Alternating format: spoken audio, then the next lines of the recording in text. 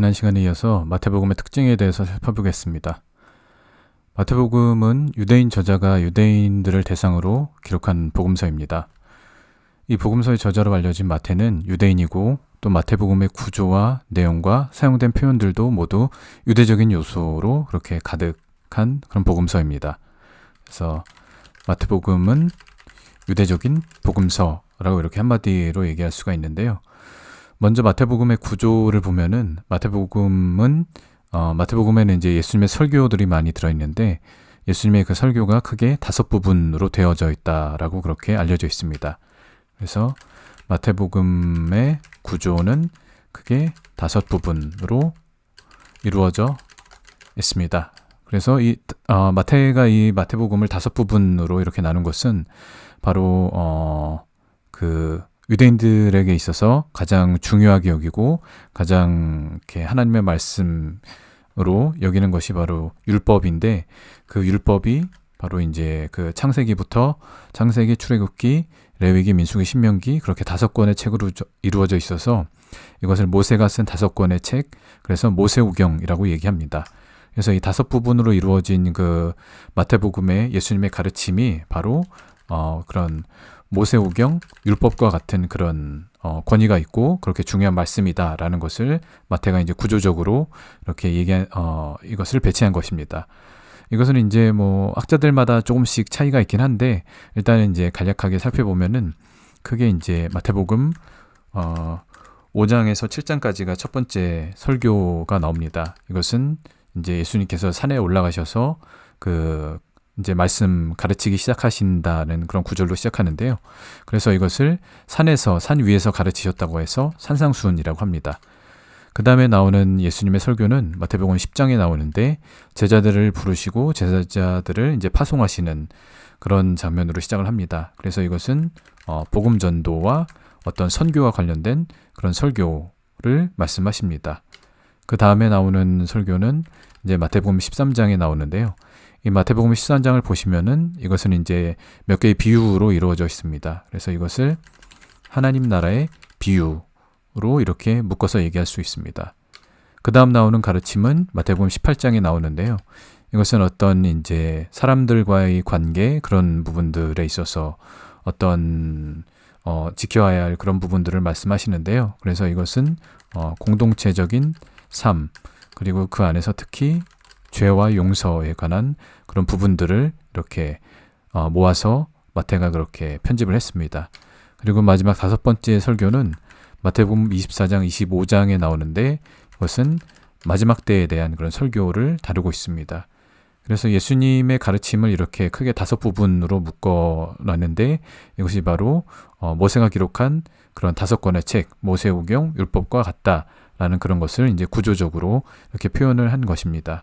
그래서 예수님의 말씀이 바로 그런 구약의 그런 하나님께서 모세에게 주신 그런 말씀과 같은 그런 권위 있는 말씀이고 반드시 꼭 알아야 하는 말씀이다라는 것을 마태는 이렇게 편집을 하는 방식으로 이렇게 좀 그것을 나타낸 것으로 볼 수가 있습니다. 이 예수님의 가르침에서 이제 가장 먼저 나오는 것이 마태복음 5장에서 7장까지 산상수훈이라고 말씀을 드렸는데요. 이 산상수훈의 가장 이제 시작되는 부분 마태복음 5장 1, 2절을 보시면은 마태복음 5장 1절 예수께서 무리를 보시고 산에 올라가 앉으시니 제자들이 나온지라 입을 열어 가르쳐 이르시되 라고 하면서 예수님께서 이제 산에 올라가서 앉으셔서 그렇게 가르치셨다라고 이렇게 얘기를 하고 있습니다. 이것은 아까 조금 전에 이것이 마태복음에 있는 가르침 5묶음이 그런 모세오경과 같다라고 말씀을 드렸는데요. 마찬가지로 이 시작에서 예수님께서 산에 올라가서 가르치셨다라는 것은 이제 학자들은 이것에 대해서 모세가 시내산에 올라가서 하나님으로부터 율법을 받은 것과 이렇게 병행되는 그런 사건이다라고 이렇게 얘기를 합니다. 그래서 예수님께서, 그러니까 모세가 시내산에 올라가서 하나님의 말씀을 받았지만 예수님은 그 그러니까 산에 올라가셔서 말씀을 받은 것이 아니라 바로 그 산에 올라가서 하나님의 권위로서 그렇게 직접 말씀을 가르치신 것이다 라고 그렇게 볼 수도 있습니다. 그리고 이제 이 율법과 연관되는 그리고 모세와 연결되는 이런 부분들이 마태복음의 또 다른 특징을 보여주고 있습니다. 그래서 마태는 예수님을 모세와 같은 선지자, 그리고 모세와 같은 선지자만이 아니라 모세보다 더 위대한 선지자로 묘사하고 있습니다. 이것이 이제 또 다른 마태복음의 특징이라고 할 수 있는데요. 신명기 18장 15절을 보시면은 모세가 이제 신명기에서 이스라엘 백성들에게 이런 예언을 합니다. 내 하나님 여호와께서 너희 가운데서 내 형제 중에서 너를 위하여 나와 같은 선지자 하나를 일으킬 것이다. 너희는 그의 말을 들으라. 그의 말을 들을지니라. 라고 이렇게 모세가 이스라엘 백성 가운데 모세와 같은 선지자를 일으킬 것이라고 이렇게 예언을 합니다. 그런데 모세가 이렇게 예언을 했는데 신명기의 마지막 부분을 보시면은 그 후에 이스라엘에서 모세와 같은 선지자는 일어나지 못했다라고 이렇게 얘기하고 있습니다.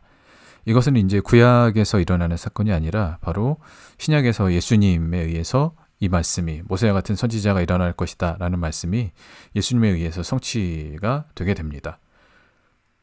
마태는 당연히 이제 이 예언을 알고 있었고 구약에 예언된 모세와 같은 선지자가 바로 예수님이라는 것을 그렇게 이제 어떤 마태복음을 통해서 여러 가지 방법으로 그렇게 보여주고 있습니다. 예를 들면은 마태복음 1장에서 이제 예수님의 탄생과 관련해서 어떤 놀라운 기적들과 천사들이 나타나서 이제 뭐 이렇게 태어날 것이다 뭐 그런 부분들 그런 이제 사건들이 일어나는데 이것은 이제 구약 성경에는 나오지 않지만 이제 구약 성경 이후에 유대인들이 이런 성경을 해석해서 설교한 미드라시라는 그런 장르가 있는데요. 그런 미드라시에 속하는 그런 여러 전승과 문헌들에 모세가 태어날 때 예수님에게 일어난 것과 어떤 비슷한 놀라운 사건들이 있었다고 그렇게 기록이 되어 있습니다. 이제 어떤 이런 미드라시적인 모세에 대한 그런 이야기들이 이제 어떤 야사리 책이라는 그런 책에도 보시면은 2권의 모세에 관한 그런 이야기를 다룰 때 예수님과 비슷한 그런 사건들이 그렇게 일어나는 것들을 이렇게 읽어보실 수가 있습니다. 그리고 또한 마태복음 1장만이 아니라 이제 마태복음 1장에 예수님과 관련된 놀라운 사건이 이제 미드라시의 모세 관련해서 이렇게 나오고요. 그리고 마태복음 이제 2장에서도 이제 역시 예수님의 탄생과 관련된 그런 예수님이 어렸을 때의 이야기들에 대해서 그렇게 다루고 있는데요. 마태복음 2장에 보시면 헤롯이 동방박사들로부터 유대인의 왕이 태어났다는 말을 듣고 이제 남자아이들을 죽이게 됩니다. 그래서 마태복음 2장에서 헤롯이 유대의 남자아이들을 죽이는 사건이 일어납니다. 근데 이것과 이제 병행되는 이것은 이제 구약에서 모세와 관련된 비슷한 사건들을 이렇게 보여주고 있는데요. 구약에서는 이제 출애굽기에 보시면은 아마 몇 장인지 이제 구체적으로 기억은 안 나는데 이렇게 모세가 태어났을 때 모세가 이제 이집트에서 태어났는데 그때 이제 바로가 이스라엘의 남자 아이들을 죽임. 그때는 이제 애굽강에 나일강에 던지는 그런 사건들이 있었죠. 이것이 바로 이제 마태복음 2장에서 예수님과 모세가 이렇게 병행되는 그런 사건이 일어납니다. 그리고 또 마찬가지로 예수님께서 이제 이런 위험한 이런 목숨의 생명의 위험이 있었을 때 그때 이제 애굽으로 피신하는 사건이 있었습니다. 예수님께서 이제 예수님의 부모인 요셉과 마리아가 그런 천사의 그런 지시를 받고 이렇게 애굽으로 피신했다가 헤롯이 죽은 후에 돌아온 일들이 있었는데요. 마찬가지로 출애굽기를 보면은 모세의 부모들이 이제 모세 그런 사내 아이를 다 죽이는 그런 일들 가운데 모세를 살리기 위해서 이렇게 숨겨놨다가 이제 그 나일강으로 그런 어떤 그 궤에 담아서 나무 갈대 상자에 담아서 흘려보냈는데 그때 이제 모세가 가게 된 모세를 발견한 사람이 바로 이집트 애굽의 그런 공주였고 그래서 모세도 마찬가지로 그런 생명의 위협의 상황이 있어서 이집트로 그렇게 피신을 갔던 그런 일들이 예수님과 동일하게 일어났습니다. 그리고 또 이제 예수님과 모세가 비교되는 사건이 바로 40일 금식이 있습니다. 모세의 경우에는 시내산에서 이제 율법을 받을 때 40일간 금식했던 일이 있었고, 예수님도 마찬가지로 광야에서 40일간 금식하신 시험 받으시기 전에 금식하신 일이 있었습니다. 그리고 모세가 율법을 가르치고 그리고 기적을 행하는 일들을 그렇게 이제 광야 40년 동안 여러 가지 그런 기적을 행하고 하나님의 말씀을 율법을 가르치는 일들이 있었는데, 예수님도 마찬가지로 이 땅에 오셔서 그런 하나님의 말씀을 가르치시고 또 기적을 행하는 여러 가지 그런 기적들을 행하는 일들이 있었습니다. 이처럼 마태는 계속해서 예수님을 모세와 이렇게 비교해서 그렇게 기록하고 있습니다. 그가 이렇게 예수님을 모세와 비교해서 기록하고 있는 것은 유대인들에게 있어서 모세가 이스라엘의 역사상 가장 위대한 선지자이고 또는 가장 위대한 인물로 그렇게 생각하고 있는데, 그들은 하나님께서 이 마지막 때에 모세와 같은 선지자를 일으키실 것이다 라는 그런 믿음을 갖고 있었습니다.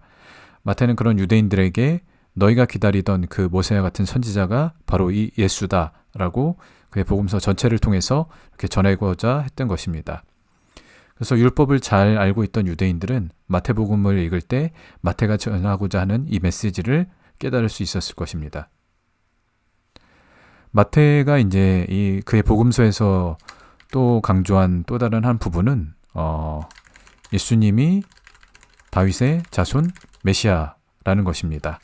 이것은 이제 유대인들은 아까 그 모세를 가장 위대한 선지자로 그렇게 봤던 것처럼 유대인들이 이스라엘 역사 가운데서 가장 위대한 왕으로 생각하는 사람은 당연히 이제 다윗 왕입니다. 근데 이제 예수님 시대 이스라엘은 그런 로마 제국의 그런 이제 그 압제 아래에 있던 상황이었고, 많은 그런 어떤 어려움들을 겪고 있는 그런 상황이었습니다. 그런데 이제 구약에서 그들의 바람은 구약에서 예언된 다윗 왕과 같은, 그때 이제 구약의 그런 다윗 왕에 관한 이야기를 읽어보시면은 이스라엘에서 정말 가는 데마다 그런 적들을 물리치고, 그리고 가장 어떻게 보면 전성기를 맞았던 그런 시대였는데, 그때처럼 아주 강력한 그런 왕 같은 그런 메시아가 와서 로마를 물리치고 다윗 왕 시대와 같이 그런 태평성대를 이루고 강력한 이스라엘 나라를 회복하고자 하는 그런 염원이 있었습니다. 유대인들에게 그런 이제 다윗 왕과 같은 그런 메시아를 기다리는 그런 마음이 있었는데, 예수님은 이제 비록 그들이 기대했던 것과 다른 그런 메시아의 모습으로서 고난당하는 메시아로서 이 땅에 오셨습니다. 그래서 이 땅에 오셔서 로마를 물리치는 그런 강력한 왕은 아니었지만, 그럼에도 불구하고 예수님이 바로 하나님께서 영원한 왕권을 약속하신 다윗의 자손, 그 다윗의 씨 메시아로서 이렇게 오셨다는 것을 마태는 이렇게 그의 복음서에서 강조를 하고 있습니다. 그래서 이것은 어떻게 알 수 있냐면은 마태복음에 보면은 다른 복음서보다도 이 다윗의 자손이라는 이 표현이 한 10회 정도 이렇게 사용되는 것을 알 수가 있습니다. 예를 들면은 마가복음이나 누가복음에는 한 3번이나 4번 정도밖에 나오지 않고, 요한복음에는 이제 한 번도 나오지 않는 그런 것을 볼 때 마태가 이 다윗의 자손이라는 부분을 강조해서 예수님을 설명하고 있다라는 것을 이렇게 알 수가 있습니다. 또 다른 마태복음의 특징은 구약 성경을 가장 많이 인용한 복음서입니다. 그래서 이 마태복음에 보면은 약 50에서 60번 정도 구약 성경을 인용하고 있고, 그리고 이 부분들 외에도 이제 직접적인 인용이 아니더라도 구약 성경의 어떤 구절, 율법이나 선지서나 시편의 구절들을 이렇게 암시해서 이렇게 말씀을 이렇게 풀어나가는 그런 부분들이 많이 있습니다. 그래서 이 중에서도 특히 이제 마태복음, 예를 들면은 마태복음 1장 22절을 보시면은 이 모든 일이 된 것은 주께서 선지자로 하신 말씀을 이루려 하심이니 이르시되 라고 하면서 여기 보시면은 이사야 7장 14절 처녀가 잉태하여 아들을 낳을 것이니 그의 이름을 임마누엘이라 하리라 라는 이 말씀을 이제 직접 인용해서 예수님께서 이 구약에 나오는 이사야의 예언을 성취하신 분이다, 이것을 이루셨다라고 마태는 이제 기록하고 있습니다. 이런 것처럼 마태는 구약에 나오는 어떤 주께서 선지자를 통하여 하신 말씀을 이루셨다라는 이런 표현을 많이 사용해서 구약에 나오는 예언을 예수님께서 성취하셨다라는 그런 부분들을 특히 좀 강조해서 사용하고 있습니다.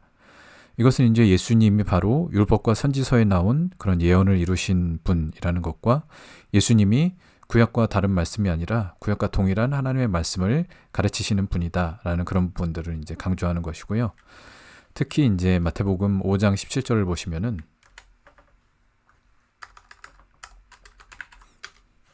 내가 율법이나 선지자를 폐하러 온 줄로 생각하지 말라. 폐하러 온 것이 아니라 완전하게 하려 합니다. 라고 이렇게 예수님께서 직접 하신 말씀을 이렇게 기록을 했습니다. 그래서 예수님은 구약의 말씀을 온전하게 그리고 이루시는 분으로서 이렇게 기록을 하고 있습니다. 그래서 마태는 특히 이제 구약 성경의 그런 말씀과의 연결을 이렇게 강조를 하고 있는 것들을 마태복음을 통해서 잘 알 수가 있습니다. 그리고 예수님께서 이제 내가 율법과 선지서를 온전하게 하러 왔다라고 이렇게 말씀하셨는데 이 말씀에서도 볼 수 있는 것처럼 마태복음은 특별히 이런 구약 성경 그리고 구약 성경과 구약 성경에 나오는 그리고 유대인들의 율법을 많이 다루고 있습니다. 그래서 이런 부분들을 이제 가장 확실하게 이 특징을 가장 확실하게 볼 수 있는 것은 마태복음 5장 21절을 보시면 옛사람에게 말한 바 살인하지 말라 누구든지 살인하면 심판을 받게 되리라 하였다는 것을 들었으나 형제에게 노하는 자마다 그런 심판을 받게 되고 나가라 하는 자는 공회에 잡혀가고 그렇게 될 것이다 라고 이렇게 말씀하십니다. 그래서 여기서 이제 옛사람에게 말한 바 또는 어떤 이제 다른 어떤 학자들은 옛사람이 말한 것이다 라고 이렇게 얘기를 하는데 즉 어쨌든 이것은 이제 예전 구약에 나오는 율법에 나오는 것을 얘기하는 것이죠. 그래서 앞에 있는 것은 살인하지 말라. 이 부분은 이제 구약에 나오는 율법을 얘기하는 것이고요. 그리고 그 뒤에 나오는 것은 사실 이제 구약 성경에 나오는 것이 아니라 누구든지 살인하면 심판을 받게 되리라 라는 것은 이것은 이제 구약 성경의 기록이 아니라 유대인들이 유대교 안에서 그런 적용시킨 그런 어떤 살인하지 말라에 대한 더 확장된 해석이라고 볼 수 있습니다. 그래서 이 옛사람이라는 것은 구약만이 아니라 구약 이후에 유대인들이 그런 예수님 시대 이전의 그런 유대인들의 해석까지 이렇게 포함되는 그런 부분들을 볼 수가 있는데요. 어쨌든 예수님은 이제 옛사람에게 말한 바라고 하면서 여기서 이렇게 말씀을 하시고 또 27절에도 보시면은 간음하지 말라라는 십계명의 말씀을 이렇게 해석을 하십니다. 그래서 이런 부분들을 볼 때 이제 예수님은 그러니까 이런 부분들은 예수님께서 율법의 핵심인 그런 십계명의 계명들을 새롭게 해석하시는 그런 부분들을 기록하고 있는데요. 그래서 구약 성경에 나오는 또는 유대인들의 율법을 다루고 있는데 특히 마태복음 5장 이런 부분에서 십계명의 계명에 대한 그런 해석들을 이렇게 제시를 하고 있습니다. 이것은 이런 아까 살펴본 옛사람에게 말한 바라고 하면서 살인하지 말라, 간음하지 말라에 대해서 해석하는 부분은 마태복음에만 나오고 다른 복음서들에는 나오지 않는 그런 아주 특징적인 말씀이라고 볼 수 있습니다.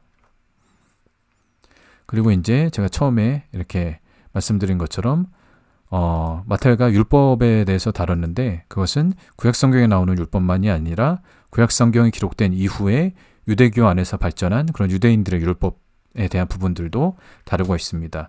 이런 것들을 이제 또 다른 말로 어떻게 보면은 랍비 유대교라고 이렇게 얘기를 합니다. 랍비 유대교의 산물로서 나오는 그런 부분들이고 어떤 부분에 대해서는 예수님이 이제 이런 것들을 장로들의 전통, 사람의 계명이라고 이렇게 비판적으로 말씀하시는 그런 부분들도 있습니다. 그래서 이런 유대교 안에서 특히 이제 바리새인들과 랍비들이 나누던 율법과 관련된 그런 토론 주제들이 있었는데 이제 최근 학자들의 연구에 의하면 마태복음에 나오는 예수님과 유대인들 사이의 율법에 관한 그런 대화에는 예수님 시대가 이제 기원 후 1세기 약 이렇게 그러니까 기원 후 1년에서 한 30년 그 사이에 이제 그렇게 볼 수가 있는데 그보다 한 세기 후인 약 기원 후 200년경에 이제 미시나라는 것이 유대인의 그런 문서로서 가장 먼저 이렇게 정리가 되고, 그리고 또한 가장 권위가 있고 가장 유명한 그런 문서가 있습니다. 이것이 이제 이 미시나라는 것은 이제 다른 말로 2차 성전 시대 랍비 유대교의 그런 산물이라고 이렇게 볼 수가 있는데, 여기서 나오는 율법에 관한 그런 논쟁의 내용들이 바로 이 마태복음에서 예수님이 그런 율법에 대해서 말씀하실 때 비슷한 내용들이 이렇게 등장한다고 합니다. 이런 것들은 이제 미시나만이 아니라 사이사본, 그리고 또 뭐 신연서, 이런 부분들에도 동일하게 이런 비슷한 내용들이 있다는 것을 알 수가 있습니다. 그래서 쉽게 말하면 예수님은 그런 구약시대의 율법만이 아니라, 그리고 또 이제 예수님이 하나님의 말씀의 그런 온전한 가르침을 가르치셨지만, 그것만이 아니라 예수님 시대에 그 시대에 가장 유행했던 가장 뜨거운 주제였던 유대교의 다양한 그룹들 사이에 오가던 그런 율법에 관한 그런 주제들을 다루셨고, 그것을 마태가 특별히 이제 기록을 했던 것입니다. 그리고 또한 이런 내용만이 아니라 율법을 다루는 그런 율법의 논쟁을 다루는 형식 또한 랍비 유대교에서 사용하던 그런 논증 방식을 사용했다고 합니다. 그래서 랍비 유대교의 논증 방식을 사용하셨습니다. 이것 중에 이제 가장 대표적인 것으로 칼 베호메르라는 이런 용어가 있습니다. 이것은 이제 히브리어로 된 용어이고, 이 칼은 가볍다, 호메르는 이제 무겁다라는, 그래서 가벼움과 무거움, 즉 작은 것과 큰 것을 대비하여 강조하는 방식을 말합니다. 그래서 이 칼 베호메르라는 이런 논증 방식이 랍비 유대교에서 어떤 율법을 설명할 때 사용하는 방식인데, 이것을 예수님도 동일하게 이렇게 사용을 해서 마태가 그것을 이제 기록을 한 것으로 마태복음에서 볼 수가 있습니다. 이것을 볼 수 있는 구절은 마태복음 6장 26절에 나오는데요. 예를 들면 공중의 새를 보라, 심지도 않고 거두지도 않고 창고에 모아들이지도 아니하되 너희 하늘 아버지께서 기르시나니 너희는 이것들보다 더 귀하지 아니하냐. 즉 하나님께서 공중의 새들도 그렇게 먹이시는데 너희는 공중의 새들보다 훨씬 더 귀한 하나님의 자녀들이 아니냐. 그러니 하나님께서 당연히 너희들에게 그런 것을 공급하실 것이다 라고 아주 이렇게 대비되는 새와 또한 사람, 그 두 부분을, 작은 것과 큰 것을 대비해서 강조해서 이렇게 설명하는 방식이 있습니다. 이것을 바로 칼 베호메르라고 이렇게 얘기를 합니다. 그래서 이것이 예수님의 이런 마태복음에 기록되어 있는데, 이것이 실제로는 이제 예수님 시대 유대교에서 사용하던 그런 논증 방식이라고 합니다. 이것은 이제 미시나 그리고 탈무드 같은 데에도 이런 방식이 많이 사용되어 있다고 합니다. 이것은 이제 마태복음만의 유일한 특징은 아니고 마가복음과 누가복음에도 일부 나오긴 하지만 마태복음이 이런 부분들을 많이 다루고 있다라는 것을 알 수가 있습니다. 지금까지 이제 살펴본 것처럼 마태복음은 사복음서 중에서 가장 유대적인 성격이 짙은 복음서입니다. 이것은 유대인 저자가 유대인들에게 예수님의 천국 복음을 전하기 위하여 기록한 것이기 때문입니다. 그렇기 때문에 이런 유대적 배경을 알지 못하면은 마태가 기록한 그런 복음서를 통해서 전하고자 하는 예수님의 어떠하심과, 그리고 예수님에 의하여 이 땅에 임한 하나님의 나라에 대한 그런 중요한 부분들을 놓칠 수가 있습니다. 그래서 마태복음을 읽을 때 이 책이 어떤 특징을 갖고 있고 어떤 책이라는 것을 미리 알고 이렇게 읽으면은 좀 도움이 될 수가 있고요. 이것을 이제 모른 채 그냥 우리가 익숙한 이방인으로서 우리가 이런 부분을 잘 모른 채로 읽으면은 마태가 이렇게 예수님의 그런 가르침을 전하는 것들에 있어서 어떤 중요한 부분들을 좀 놓칠 수가 있기 때문에 우리가 이제 이런 이 시대의 유대인들이 이것을 이해했던 그런 방식들, 그것과 관련된 그런 배경 지식들을 알아두면은 마태복음 읽을 때 좀 도움이 많이 될 수 있을 것이라고 생각을 합니다. 그래서 이런 부분과 관련해서 좀 관련해서 참고 문헌으로 좀 추천해 드릴 만한 그런 도서들을 좀 말씀드리는 거 좋을 것 같은데요. 예를 들면은 이제 1세기 이스라엘의 유대적 배경에 대해서 수십 년 동안 연구한 그런 학자가 있습니다. 데이빗 비빈이라는 그런 학자가 있는데, 이 데이빗 비빈이라는 학자가 쓴 책이 있고, 그것을 이제 한국어로 이제 번역한 책이 있는데, 유대인의 눈으로 본 예수라는 그런 책이 있습니다. 이 책은 이제 어떤 랍비로서의 예수님과 그리고 랍비와 제자들의 관계, 1세기 이스라엘의 그런 유대교, 유대인들, 그리고 뭐 갈릴리에서 많이 사역을 하셨기 때문에 갈릴리의 그런 뭐 어부들, 그런 부분들에 대해서 설명을 하고 있어서 어떤 이제 복음서를 읽을 때 좀 도움이 될 수 있을 것 같고요.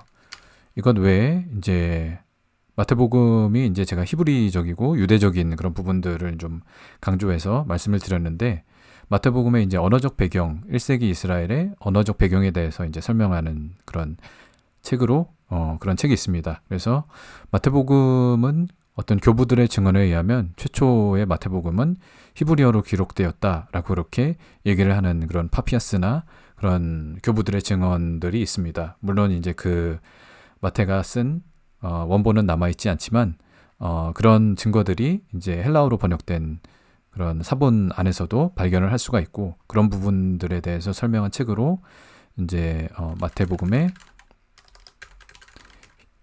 히브리적 배경, 또는 마태복음이나 복음서의 히브리적 배경에 대해서 설명한 책이 있는데, 이것이 바로 이제 복음서의 히브리적 배경, 갑자기 생각이 안 나네요. 예, 복음서의 히브리적 배경 맞네요. 이 부분을 이제 이런 책들을 참고해 보시면 좋을 것 같고요.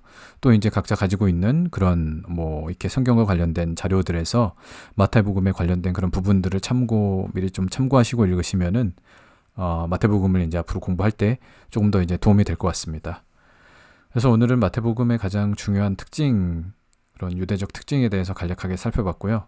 다음 시간부터는 이제 마태복음 본문을 살펴보도록 하겠습니다. 오늘 강의는 여기까지입니다. 감사합니다.